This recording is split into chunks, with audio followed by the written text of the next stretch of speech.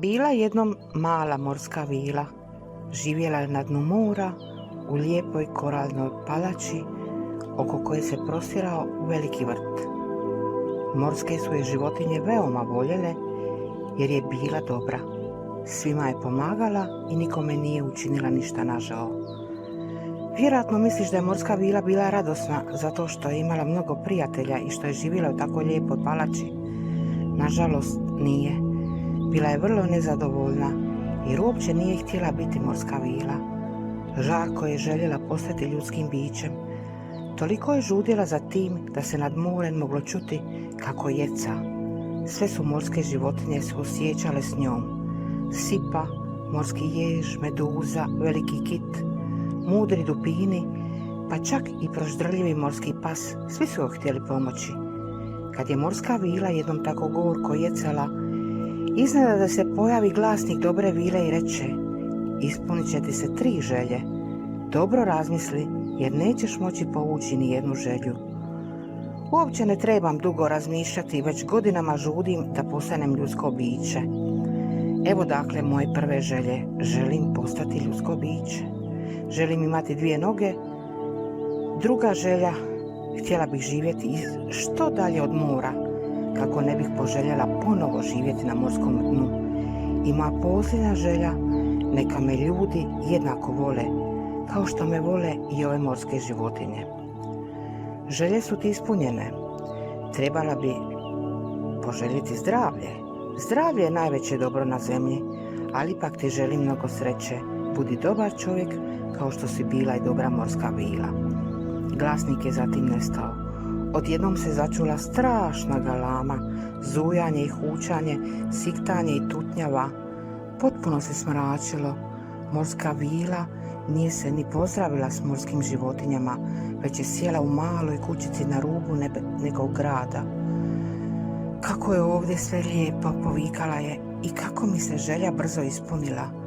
Lijepo je biti ljudsko biće. Bila je vrlo pametna, pa je brzo naučila običaje ljudi. Uskoro je se ispunila i 3. želja.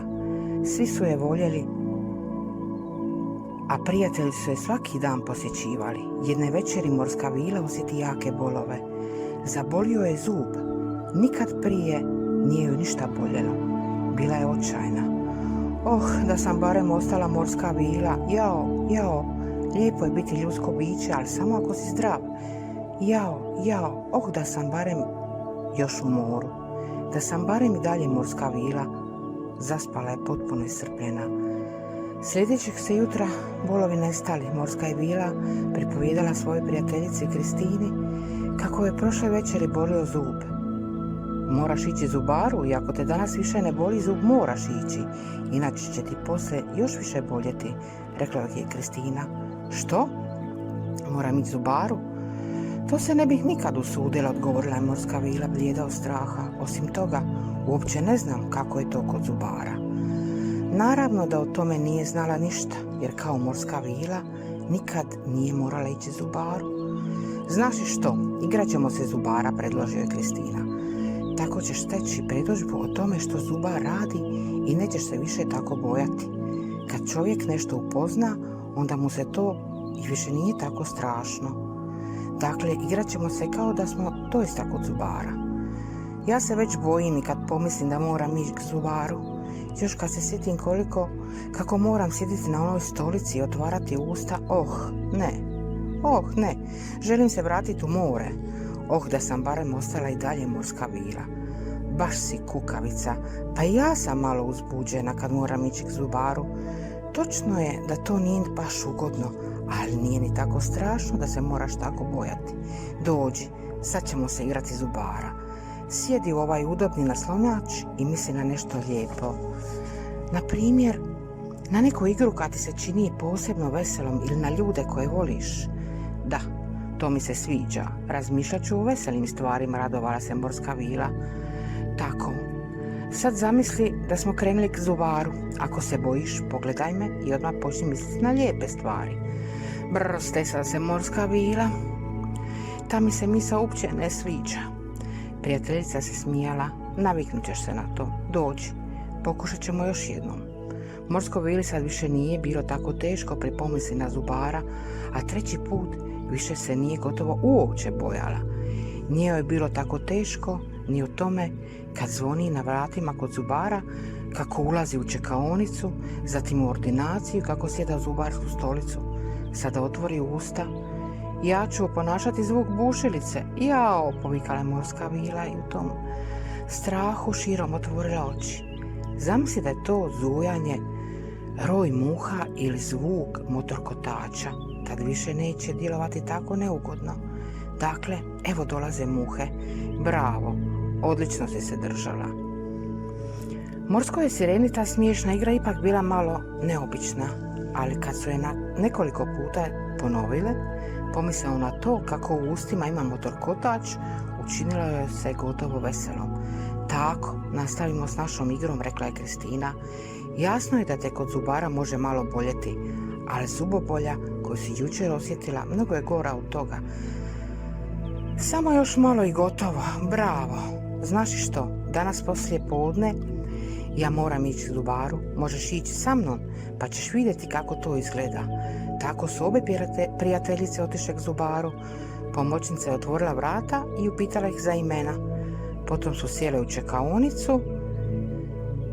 Morska je bila sve dobro razgleda i pomislila, čudesno, uopće nije tako strašno. Tu čak ima i šarenih časopisa. Uzela jedan časopis i gledala zanimljive slike. Sasvim je zaboravila da se nalazi kod zubara. Vrata su se otvorila i liječnica je pozvala njenu prijateljicu Kristina i zamolila zubaricu da dopusti Morskoj vili ući u ordinaciju. Bilo je tako mnogo naprava, a u sredine se nalazio zubarski naslonjač.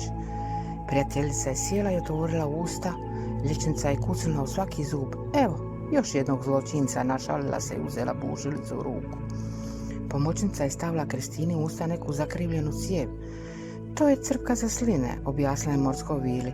Zvuk bušilice bio je doista neugodan, ali tad je Morska vila pomislila na njihovu igru i nasmiješila se. Kristina je doduše malo iskrivila lice dok joj je liječnica popravljala zub, a sve je ipak bilo gotovo prije nego što je mogla nas stvarno zaboljeti. Liječnica je stavila u zub neku srebreno sivu stvar, isperi i nemoj jest 2 sata, rekla joj je. Doista je bilo brzo gotovo. Nije baš veselo kod zubara, ali ipak nema razloga za strah. Ipak, prije nego što ja budem išla, htjela bih kod kuće još jednom odigrati našu igru, rekla je Morska vila.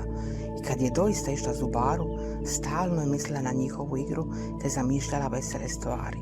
Nije joj bilo teško biti hrabra, budući da je više nije bolio zub, Morska je vila opet bila sretna što je ljudsko biće. E sad nastavak na ovu bajku kaže što o tome trebaju znati roditelji. Mogu unaprijed spriječiti pojavu straha od liječnika, tako da dijete vode sa sobom na uobičajene pretrage. Ne vodite ga ako se radi o nekom bolnom postupku.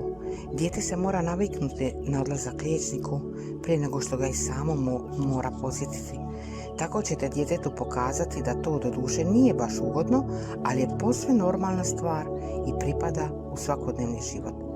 Ako je dijete samo malo uplašeno i ako strah od zubara nije još tako izražen, ne smijete učiniti pogrešku da ga neprestano smirujete i tješite, jer ćete ga tako samo uznemiriti.